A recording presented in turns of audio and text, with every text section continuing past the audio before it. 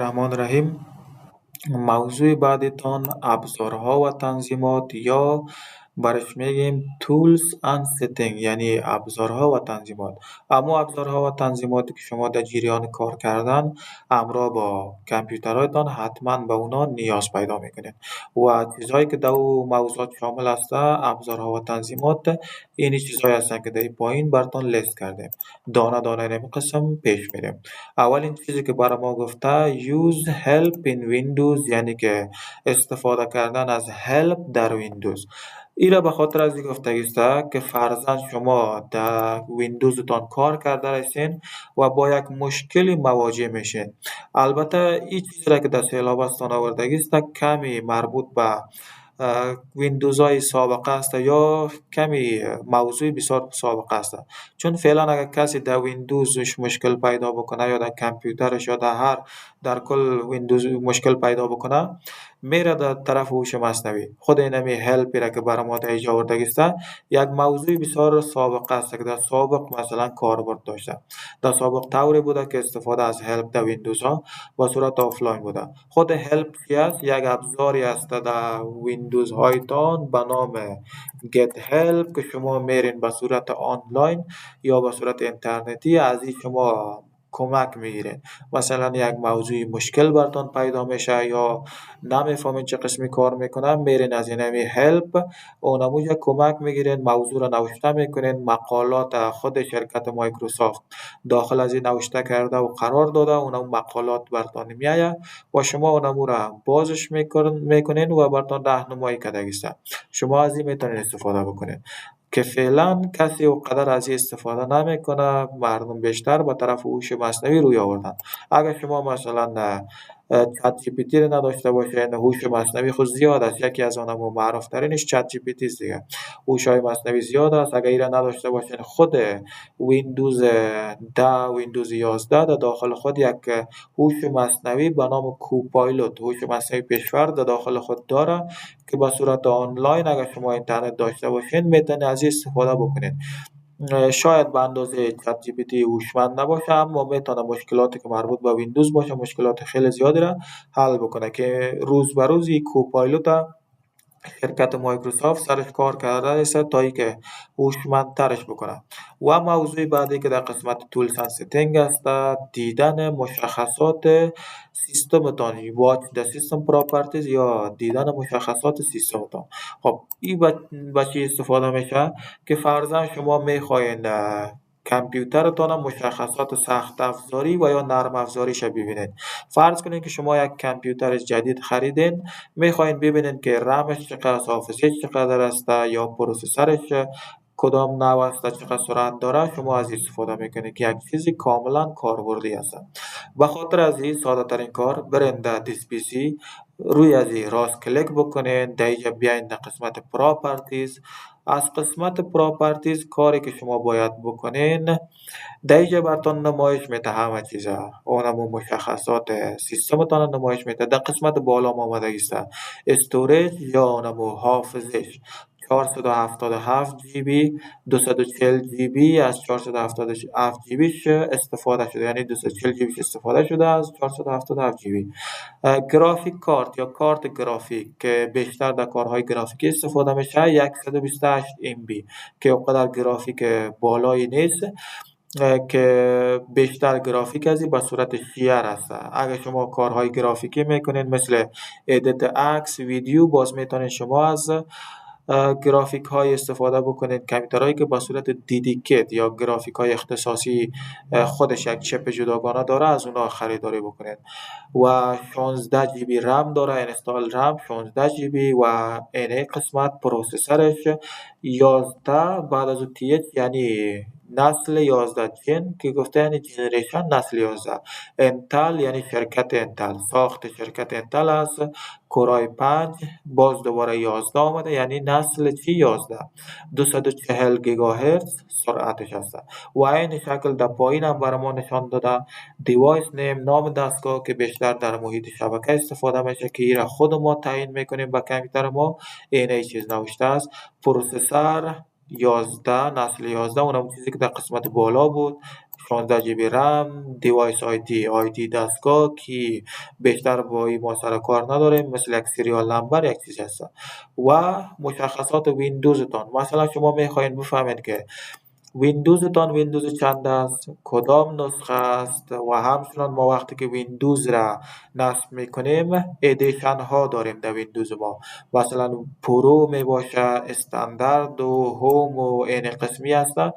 فعلا ویندوز 11 پرو را ما نصب کردیم که ادیشن پرو تمام اونم خصوصیات یک ویندوز را داره. مثلا شما اگر ویندوز هوم را نصب کرده باشین، ادیشن هوم در اینجا اگر نوشته باشه هوم، بعضی خصوصیات ویندوز را، بعضی فیچرهای پیشرفته را، اما ابزارهای پیشرفته را نداره. معمولا شما کوشش بکنید که پرو را نصب بکنید. پرو تمام فیچرها یا خوبیهای ویندوز را داره. نسخه 25H2 یعنی آخرین نسخه ویندوز 11 است و همچنان در عینه تاریخ نصب شده است. ما میتونیم خصوصیات سیستم خود را از اینجا ببینیم. اگر خواستین را به کسی روان بکنین یا خواسته باشین را جای ذخیرهش بکنین، این را انتخاب بکنین، راست کلیک کاپی ببرین در هر جایی که خواسته بودین، اونموجا پیستش بکنین. مثلا من میگم در کجا، در این قسمت برای من چی بکنی را پیستش بکن، ویندوز 11 پرو اینجا چی شد، پیست شد. خب موضوع بعدی که در قسمت تولز اند ستینگ است، بریم در اینجا دسکتاپ ستینگ، که در دسکتاپ ستینگ این چیزها را برای ما شامل کرده هستند. موضوعات ستینگ در دیت اند تایم یعنی تنظیم کردن تاریخ و زمان. شما تاریخ و زمانتان چه قسمی تنظیم میکنید؟ فرض کنید که در اینجا شما تاریخ و زمان را دارید و تاریخ و زمانتان اشتباه تنظیم شده است.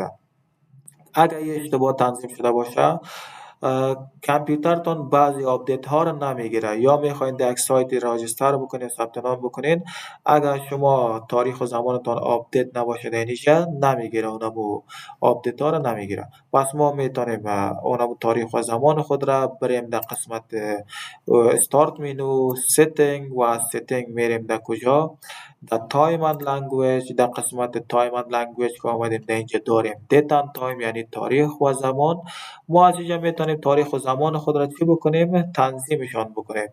اولین کاری که ما باید بکنیم بریم همینجا قسمت تایم زون را تنظیم بکنیم. معمولا همین تاریخ و زمان خودش با صورت اتومات تنظیم میکنه نظر به تایم زونتان. مثلا فعلا تایم زون ما را کابل گرفته، اگر ما برم یک جای دیگه ای را بگیرم، تایم زون که تغییر کرد تاریخ ما هم زمان ما هم تغییر میکنه. تاریخ اونمو تاریخ است اما زمان تغییر میکنه. من میرم اونمو کابل میگیرم که تایم زون اتومات خودش تنظیم شود. یا در این قسمت برای ما گفته set time automatically یعنی تایم با صورت اتومات تنظیم بکو، یا شو دیتان تایم سیستم ترین یعنی تایم چیزا تاریخ و زمان را در سیستم ترین اینجا نشان بده یا نه، من میگم چی شود نشان بده. اگر شما این گزینه تنظیم کردن تاریخ و زمان را در اینجا پیدا کردن نتونستین، میتونین برین در قسمت کنترل پنل، از اونجا میتونین بهتر تنظیمش بکنین. در استارت مینو نوشته میکنیم کنترل پنل و در کنترل پنل که رفتین شما باید حال در اینجا دیتان تایم پیدا بکنین. باز در اینجا شما میتونین برین بگوین change دیتان تایم، تاریخ و زمان، از اینجا شما میتونین دستی تنظیمش بکنین. برای ما فعلا اجازه نمیده چون کامپیوتر ما رمز ادمین نداره و ما باید ادمین باشیم تا بتونه میره تغییرش بده. موضوع بعدی که در قسمت تولز اند ستینگ یا ابزارها تنظیمات است، گفته ستینگ د ساوند یعنی تنظیم کردن صدا، که کار مشکلی نیست که مثلا میاین در اینجا کلیک میکنین صدای کامپیوترتون میتونین تنظیم بکنین، یا اگر خواسته باشین کدام چیز دیگه هم به کامپیوترتون نصب باشه مثل اسپیکر یا گوشکی، میتونین از اینجا بیاین سلکت ساوند اوتپوت کلیک بکنین. در اینجا شما میتونین در این قسمت ببینین اونم تنظیمات پیشرفته خود اونم صدایتان. اگر خواستین بیشتر برین مور والیوم ستینگ میتونین اینجا شما اونم تنظیمات پیشرفته صدایتان دارین. اگر شما در اینجا اسپیکر داشته باشین، اسپیکرتان هم براتون میاره که چقدر میخوایی باشه صدایش، از اینجا شما میتونید تنظیم بکنید. فعلا ما صدای کمتر خودم در 50% ماندیم، چیز مشکلی نیست. و دیگه setting the background picture یا تنظیم کردن بک‌گراند اونمو کامپیوترتان، که گفتیم تصویر را که شما در پشت اونمو کامپیوترتان می‌بینید در پشت دسکتاپ، این را به نام بک‌گراند پیکچر یاد می‌کنیم. اگر خواسته باشیم این را تغییرش بدیم، راست کلیک میایم چی میگیم اینجا پرسونالایز. بعد از پرسونالایز که آمدیم میریم در قسمت بک‌گراند. در بک‌گراند آمدیم این جالب ما اونمون تصاویر را میبینیم که میتونیم به عنوان تصویر پس زمینه انتخابشان بکنیم. رویش کلیک میکنیم، اونمون تصویر به عنوان بک‌گراند تنظیم میشه.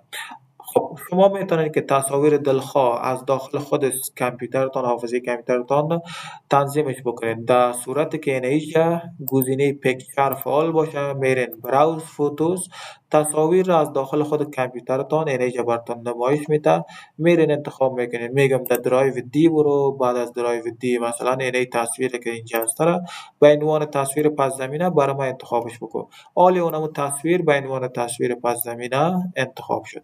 ما میگم اینمی تصویر باشه درست است. یکم نفر هستن مثلا نمیخواین تصویر باشه، فقط میخواد که یک رنگ در بک‌گراند اونمو چیزش باشه، دسکتاپش باشه. میگیم سالید کلر، یعنی یک رنگ خالص، رنگ جامد به عنوان تصویر پس زمینه برای ما انتخاب بکن. میگیم اینمی رنگ تنظیم شود. میبینین حالی اونمو رنگ به عنوان تصویر پس زمینه تنظیم شده است. میگیم که تصاویر به صورت اتومات خودشان تغییر بکنه. مثلا 10 تا 15 تا تصویر انتخاب میکنیم، میگیم تصاویر خودشان تو تغییر کردن بگیره. میریم در کدام قسمت، در سلاید شو، و بعد از اینکه در سلاید شو رفتین باید شما یک فولدر تصویر را به کامپیوترتان معرفی بکنید که خودشان اتومات تغییر کردن بگیره. میریم در کجا براوز، بعد از براوز رفتین برین همون فولدری که داخلش تصاویر داره را خود اونم فولدر انتخاب بکنین. چوز فولدر انتخاب بکنین. حالی اونم فولدر انتخاب شده، اونم تصاویری که داخلش هست انتخاب شد. حالی این تصاویر خودش اتومات تغییر میکنه و ما میگیم در این قسمت change picture every، اینجا بر ما گفته 30 minute یا 30 دقیقه، میگیم چقدر باشه 1 دقیقه. هر 1 دقیقه بعد تصاویر اتومات تغییر کردن بگیره. اگر 1 دقیقه تیر شد این تصویر حتما تغییر میکنه. خب این حالت از رم و پروسسور کامپیوترتان استفاده میکنه. اگر نخواسته باشین که رم و پروسسور کامپیوترتان به صورت ناحق به جای استفاده شود، از این استفاده نکنین. فقط یک پیکچر، یک تصویر اونم تو در بک‌گراندتان بانین، در بک‌گراند دسکتاپتان اونم تصویر نمایش داده میشه.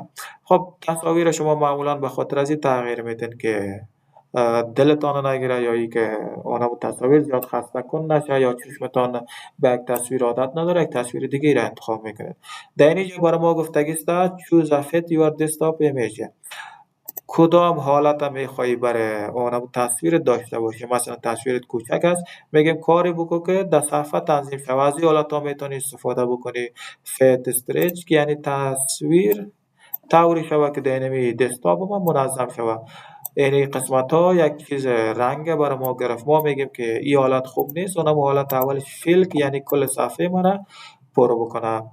خب فکر کنم که ریکارد یک کمی طولانی میشه. از این قسمت به او طرف شد، در ریکارد بعدی براتون میمونم.